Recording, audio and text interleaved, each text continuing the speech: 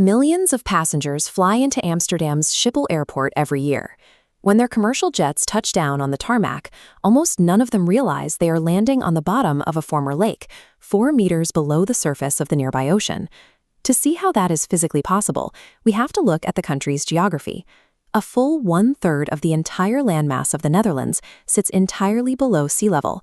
If you were to shut off the power today, the ocean would reclaim all of this territory in a matter of days.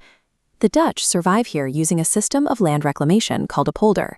They build a massive earthen wall, known as a dike, to isolate a section of water. Then they use mechanical pumps to drain the water out, exposing the dry seabed below. Historically, doing this massive amount of heavy lifting was the primary job of the country's iconic windmills. For centuries, these wooden towers didn't mill grain. They scooped water up and over the dikes to keep the new land dry. The result is a nation that functions like a giant, leaky bathtub. The Dutch have built incredible cities on the ocean floor, but to keep them dry, the pumps must run every single day, without a break, forever. Extracting all that water creates a massive hidden problem beneath the surface. The soil in this coastal delta isn't solid rock, it's mostly peat, a wet, spongy material created by thousands of years of decaying swamp vegetation. When you aggressively pump water out of a peat bog, the organic matter dries out. As it loses moisture, the soil physically compresses and shrinks downward. This triggers a vicious cycle. The more efficiently the Dutch drain their country, the lower the actual ground level drops relative to the ocean. That forces them to build the walls even higher and run the pumps even harder. They were sinking so consistently that centuries ago, engineers had to establish a permanent zero-point gauge just to measure the moving ground. Known as the Amsterdam Ordnance Datum, this reference measurement proved so accurate, it eventually became the standard sea level marker for a large chunk of Europe. By reclaiming this land, the nation locked itself into an endless technological arms race with nature, where stopping is no longer an option. Living under a shared existential threat shaped everything about Dutch society. Since a single failing dike would drown everyone, communities formed water boards in the Middle Ages, local councils dedicated to maintaining the pumps and walls. These local water authorities exist to this day, predating the national government itself as one of the oldest democratic institutions on Earth. But even a vigilant democracy can be overwhelmed. On the night of February 1st, 1953, a hurricane-force wind aligned with a high spring tide. The ocean surged meters above normal, shattering the old, war-weakened dikes in the dark. Frigid saltwater poured into sleeping villages. Families scrambled to their roofs as old brick houses crumbled under the pressure of the waves. By morning, massive tracts of the country were submerged, leaving over 1,800 people dead and tens of thousands homeless. As the ocean tore a massive gap through a dike protecting millions of people in the nation's heartland, a local skipper made a desperate calculation. He steered his own massive transport barge directly into the roaring breach. The ship wedged perfectly into the gap, staunching the flow just long enough for locals to reinforce the wall with sandbags. That skipper is a documented historical figure, yet most of the world only knows the American fairy tale of a little boy who saved the Netherlands by plugging a leaky dike with his finger.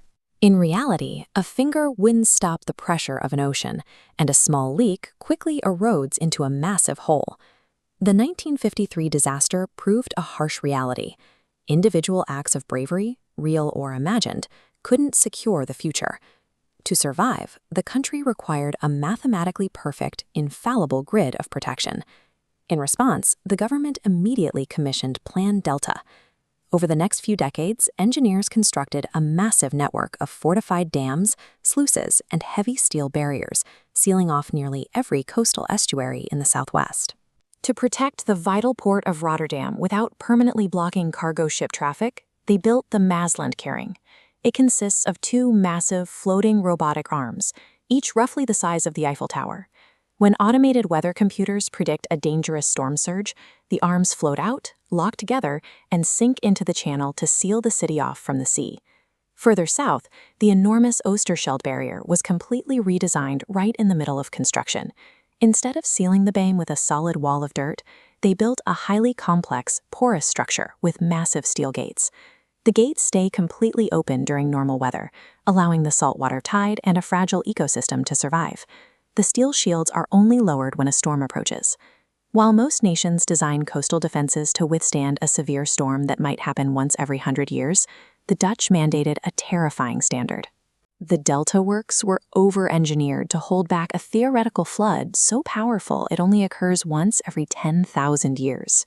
They even decided to rewrite the map itself. Up north, engineers permanently dammed off a massive saltwater inlet called the Zuiderzee.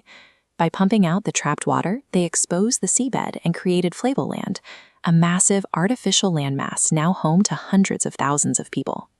Their engineering reach became so absolute that today, farmers plowing their wheat fields in this new province regularly strike the wooden hulls of sunken ships. They are literally farming on top of a 15th century medieval maritime graveyard. But a shifting climate is breaking the math that holds the system together. Global temperatures push the ocean higher and fuel heavier inland rainfall. Dutch engineers realized a hard truth. You cannot infinitely stack concrete into the sky, so they initiated a radical pivot. Rather than fighting the water with brute force, the government adopted a philosophy called room for the river. The new strategy is to pull back and actively give the water a safe place to flood. Executing this meant making painful choices. The state bought out multi-generational family farms, relocated residents, and physically pushed massive dikes further inland. They took polders that their ancestors had spent decades draining and deliberately flooded them back into natural reservoirs. Cities are making the same calculation. In densely packed Rotterdam, architects design sunken public parks and concrete plazas that double as massive emergency retention basins. When heavy rains overwhelm the pumps, these public spaces intentionally fill with water, keeping the surrounding streets totally dry. It's an act of calculated strategic retreat. Surrendering a portion of the land to controlled flooding is now statistically safer than betting an entire city's survival on one rigid, unbreakable wall. They are also designing solutions that harness the ocean's own energy. Instead of constantly deploying heavy machinery to replace eroded coastline, they built the sand motor, a massive artificial peninsula of loose sand jetting out into the sea. The natural ocean currents gently wash against it, passively distributing the sand along the coast to rebuild the beaches for them. And where the water levels simply cannot be controlled, they adapted to houses themselves. Whole neighborhoods are being constructed on buoyant, floating foundations.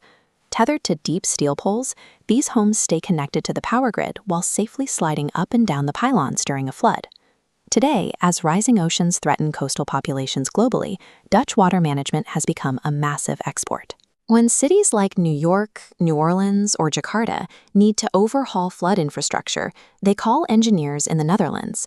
For 1,000 years, this country survived by treating the ocean as an enemy to be walled off and pumped dry. Surviving the next 1,000 requires a different approach, combining their relentless daily maintenance with the wisdom to finally negotiate a truce with the water.